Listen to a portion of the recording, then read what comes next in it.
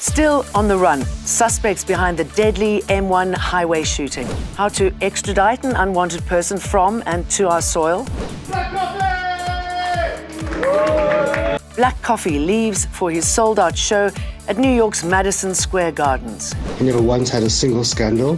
They said he was respected by all of his peers. Remembering a man of principles, a leader, a force behind the anti-apartheid movement, Aziz Pahad. Hello, I'm Jane Dutton. Good to have you with us. Remember to like and subscribe.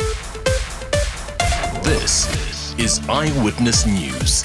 A fatal shooting, a body left on the highway for 14 hours, and traffic chaos, an all too familiar scene in South Africa these days. The M1 highway in the south of Joburg has been finally cleared of any signs of violence. That's after the cash and transit heist in Springs on Wednesday night.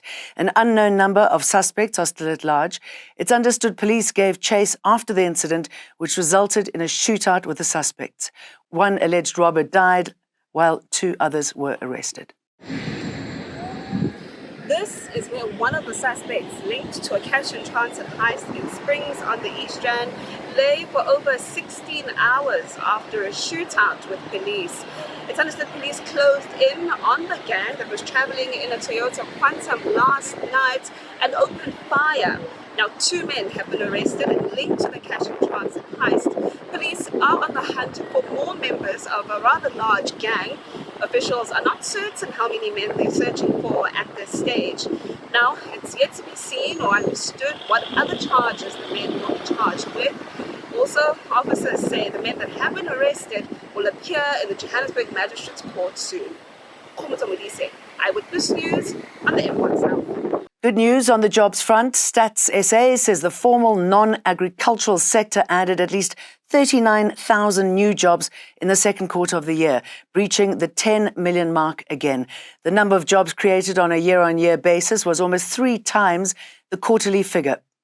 Stats SA's quarterly employment figures come on the back of a much poorer performance in the previous quarter, where industries bled thousands of jobs. Stat SA's Matlapane Masupia says the increase in employment was mainly driven by growth in community services, business services, as well as the mining industry. However, there were decreases in the following industries: manufacturing, 10,000, transport, 3,000, trade, 2,000, and construction, 1,000.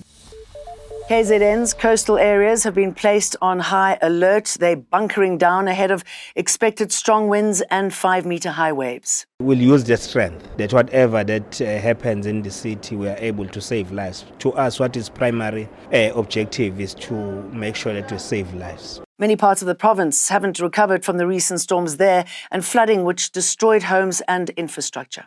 There's no way we can run away from disasters. The city is gearing itself to manage whatever disaster that will come. We have drawn lessons from the previous disasters. The Western Cape is still mopping up after the weekend storms there. The city of Cape Town says the majority of the storm-related power faults caused by weather conditions have been resolved. Scores of communities were left without power for extended periods. Assessments and mopping up operations continue. Rocking the Daisies has been postponed to November due to the heavy rains. The music festival event will now officially take place from the 17th to the 19th of November. And we're not alone. In Switzerland, extreme weather in the Alps has resulted in a loss of 10% of Swiss glacier volume, and that's happened in just 2 years. It's the same amount lost in 3 decades before 1990. Reflecting on the life of struggles stalwart and foreign affairs guru Aziz Pahad, Democratic South Africa's first Foreign Affairs Deputy Minister, died last night. He was 82 years old. Banned by the apartheid government in 1964, he went into exile to the United Kingdom after the Rivonia trial. There he played a major role in developing the anti-apartheid movement in Europe.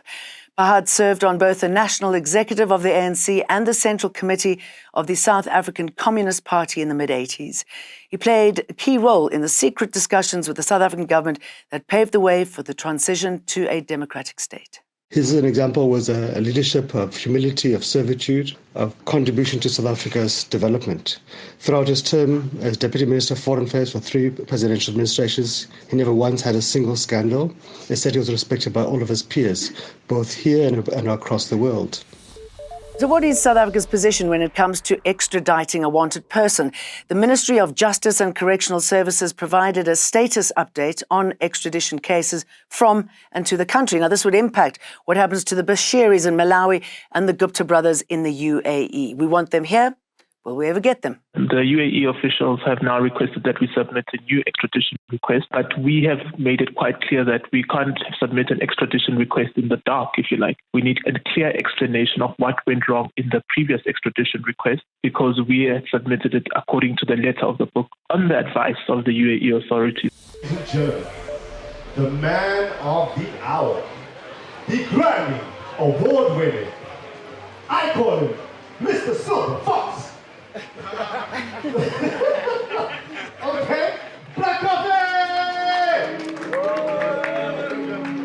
Black Coffee is heading off to play at the world's most iconic stage, New York's Madison Square Gardens. Too late if anyone wants a ticket. The show is sold out. This audacious plan to fill up Madison Square Garden. What was the inception of that, and why?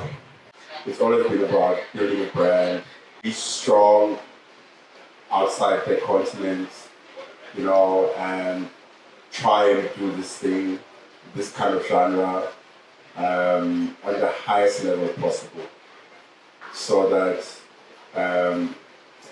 it can be recognized as a genre that can grow and be consumed like other big genres. Thanks for watching. That's it from me, Jane Dutton. Remember again to like and subscribe. Eyewitness News. In touch, in tune, and independent. For the latest, log on to ewn.co.za or ewn.mobi.